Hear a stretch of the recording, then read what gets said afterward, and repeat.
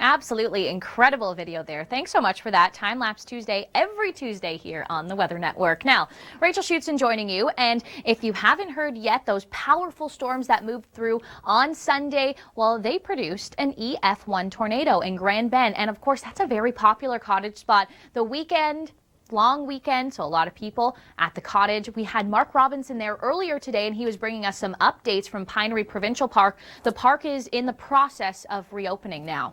Taking a look at this evening, Toronto 18 degrees, and we are seeing some showers moving in, more likely after dinner, and they will become stronger as we get in towards the overnight. So we could be seeing some nocturnal thunderstorms. Temperatures dropping down to 14 degrees. Pretty chilly. I know we are almost in a fall-like pattern right now, but the good news is temperatures will be on the rise. We'll tell you when. Coming up Wednesday, thunderstorm risk becomes more widespread, the GTA included in that. And then getting in towards Thursday, temperatures slowly rising. Friday is when we'll finally feel some humidity.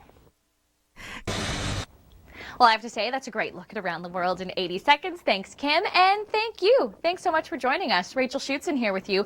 Now, take a look at this. A huge dip in the jet stream, almost down towards Texas, Louisiana, and unfortunately, that's allowing a lot of cool air to end up with us in Ontario through the Greater Toronto area. Now, I love this map. These are temperatures from about 5 p.m. today. Toronto, barely even making it up to 20 degrees, but take a place like, I don't know, Fort Providence, Northwest Territories, 30 degrees, Warfield, very impressive at 36. So you know where you need to go to find the heat. Now, taking a look at this evening, our temperatures, Toronto, 19 degrees, it's below seasonal. We should be at around 27, 28 degrees for this time of year.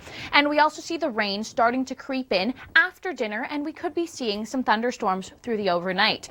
Now, speaking of thunderstorms, we could be seeing more of those tomorrow. The risk becomes more widespread to see non-severe storms, Greater Toronto area included in that. And then taking a look at some of our temperatures for Thursday, we're slightly warming up. 21 degrees should be our high, and then the humidity comes back in.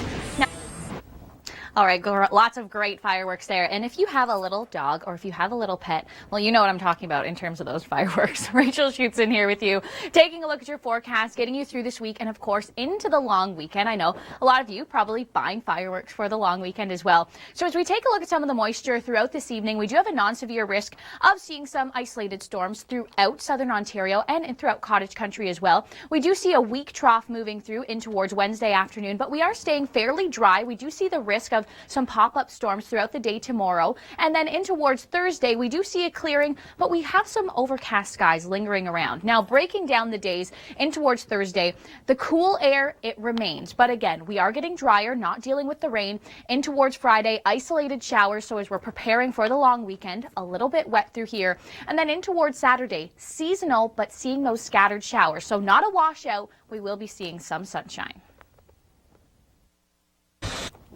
All right, another great look at around the world in 80 seconds. Thanks so much for joining us. Rachel Schoutsen here with you. Now this, I don't know if this is a great look at our temperatures. We are cool. It is almost feeling like fall out there. I was having dinner outside yesterday on the patio, and you needed a sweater. And I wasn't a baby when I said I'm a little bit cold right now. Feeling like 14 through the overnight tonight, and this is when we do see the greatest chance of seeing some possible pop-up thunderstorms. So we all have to keep an eye on the sky.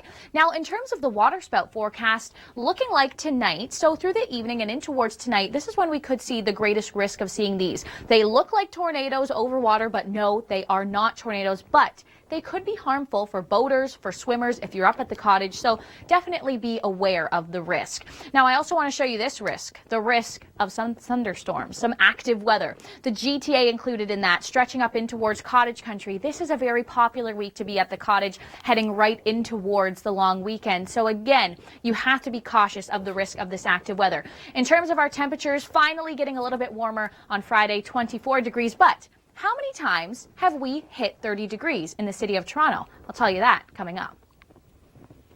All right, Mark, thanks for that. And this, well, this is a more of a pleasant sight. That's going to be the pattern for the next little while. How many days have we been above 30 degrees? Well, in 2014, 4 days for Toronto, 0 days for the city of Barrie. But let's compare that to past years, because this is what I find really interesting. So in 2012, Toronto saw 25 days above 30 degrees. This year, what's going on? Only 4. So we're definitely in a little bit of a cooler pattern. Now, we have seen some days at 29.5, but no, that does not make it into the 30 club. Now, in terms of the precipitation, we are seeing those showers throughout the evening, and then we could be seeing some possible storms through the overnight. Now, you will want to stay with us. The long weekend ahead, you'll want to watch the long range. Go to the... Absolutely incredible video there. Thanks so much for that. Time Lapse Tuesday, every Tuesday here on the Weather Network. Now,